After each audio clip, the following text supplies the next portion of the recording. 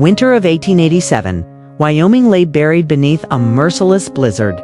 The wind howled through the mountain passes like the wailing of restless spirits. In the midst of that frozen wilderness, a tiny railway depot in Cheyenne stood as a fragile shelter. For those who had nowhere else to go, on a weathered wooden bench inside the station sat a young woman.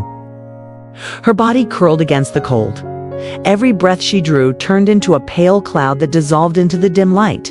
Her name was Clara Whitmore, though the few who once knew her had called her Clary.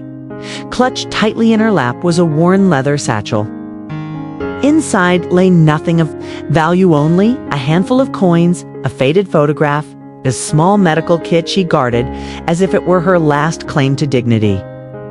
Once, back in Philadelphia, she had been a devoted nurse, a woman who had eased pain, delivered comfort, and held the hands of the dying. But one scandal, whispered and twisted into poison, had destroyed everything. A powerful physician had tried to take advantage of her.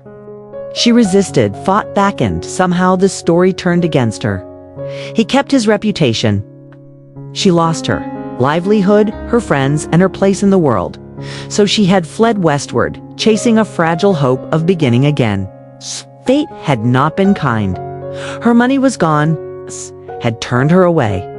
Now she sat in a station where no train would come until morning, her body shivering violently in the kind of cold that could kill before dawn, just as her eyelids grew heavy.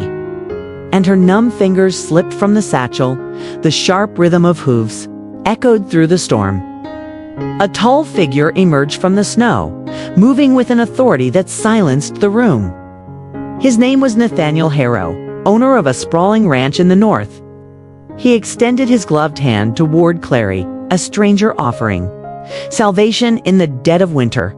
What Clary could not know was that Nathaniel's appearance was no accident. Behind the warmth in his eyes lay a secret, one that bound him to the very past she had fled. And when that truth came to light, Clary would face a choice more harrowing than the cold itself: to forgive and reclaim her freedom, or to cling to the bitterness that had already stolen so much from her life.